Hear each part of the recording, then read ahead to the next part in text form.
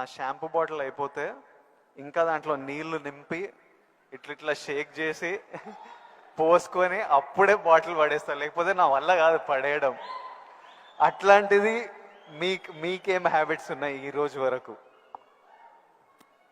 నా మనసును టచ్ చేసావు. నేను నా గోడు చెప్పుకుంటాను. లైట్లన్నీ ఆన్ చేసి వెళ్ళిపోతారండి, నేను మళ్ళీ వెళ్ళి అన్ని ఆఫ్ చేసుకుంటూ వెళ్తానండి. టెల్ మీ ఒక 5 చెప్పండి ఇలాంటివి. అలాగా తర్వాత హీటర్ ఆన్ చేస్తారు, గీజరు అంత స్నానం అయిపోతే వెళ్ళిపోతారు. నేను ఎత్తుక్కుని గీజరు ఆన్ చేస్తాను. ఇప్పుడు టెన్షన్ ఎక్కువైపోయి ఏం చేస్తారంటే నా మొబైల్లోనే మా ఇంట్లో ఉండే ఆల్ లైట్స్, ఏసీస్ ఇవన్నీ. మీరు నమ్మరు, ఇవాళ చరణ్ అనేది బ్యాంకాక్ వెళ్ళిపోయాడు. వెళ్ళిన తర్వాత ఆడ ఫ్లోర్ క్లోజ్ చేశారు. ఏమైనా లైట్లు ఆన్ చేసి వెళ్ళిపోయారు ఏంటో చెప్పేసి మొబైల్ యాప్ ఓపెన్ చేసి, అరే చాలా 5-6 లైట్లు ఆన్ చేస్తున్నాయి, ఎవరి కోసం ఇవి చూసుకోరు విధాలు అని చెప్పేసి మొత్తం అంతా కలిపి అన్ని ఆఫ్ చేసుకుని వచ్చాను. దీన్ని మిడిల్ క్లాస్ మెంటాలిటీ అంటారు. ఇది అవసరం. ఈ రోజున వాటర్ కూడా ఎక్కువ. Yes, thank you. ఈ రోజున నువ్వు అంటున్నావు నువ్వు షాంపూ చెప్పావు కదా, నేనేం చేస్తాను చెప్పనా? అయిపోయిన సోపులన్నీ కలిపి గట్టిగా కంప్రెస్ చేసి, ఇది నిజమండి, నమ్మరు, ఇది చెబితే. సో ఇలా నీళ్లు పోసుకుని కుదించి ఆఖరి షాంపూ అది నేను వాడతాను. అందుకనే ఆయన చెప్పగానే ముందు నాకు చాలా రిలేట్ అయ్యాను నేను. సో సోప్ ముక్కలన్నీ కలిపి కంప్రెస్ చేసి అదో సోప్ లాగా వాడి అది వాడతాను. అంటే ఇది మన మెంటాలిటీ అలా ఉంది, అలా చేయాలి. ఈ రోజున అలాగే వాటర్ కూడా నేను చెప్తాను.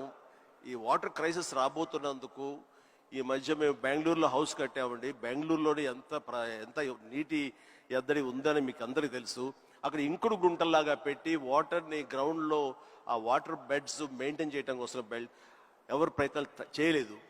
అలాంటివి చేయాలని చెప్పేసి నేను 1 year బ్యాక్ అని అన్ని ఏర్పాటు చేశాను. ఇప్పుడు ఈ మధ్య దాన్ని ట్వీట్ చేశాను, ఇలా చేశాను బెంగళూరులో నా ఇంట్లో. ఇది ప్రతి ఒక్కరు చేసే కనుక ఆ నీటి రిజర్వ్ మన కన్జర్వేషన్ మనం ప్రొటెక్ట్ చేసుకోవచ్చు అని చెప్పేసి చాలా అవసరం అండి. ఇది ఇలాంటివన్నీ కూడా చూసేవాళ్ళకు ఉంటుంది. రేపు వదిలే మేము సంద కలిపి సోపు ముక్కలని మడతపెట్టి అని రాస్తారు, అది ఎగత్తాళిగా రాస్తారు. మీరు దాని నుంచి నీతిగా రాయండి, 10 మందికి ఉపయోగపడుతుంది.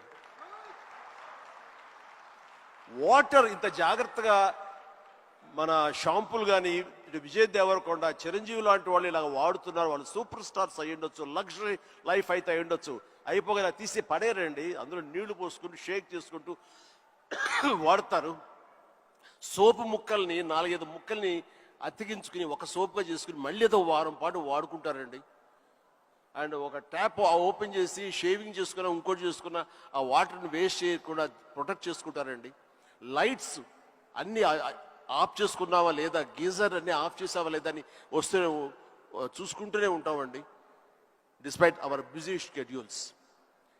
సో సామాన్యులకి ఇంకెంత బాధ్యత ఉంది, చెయ్యాలి.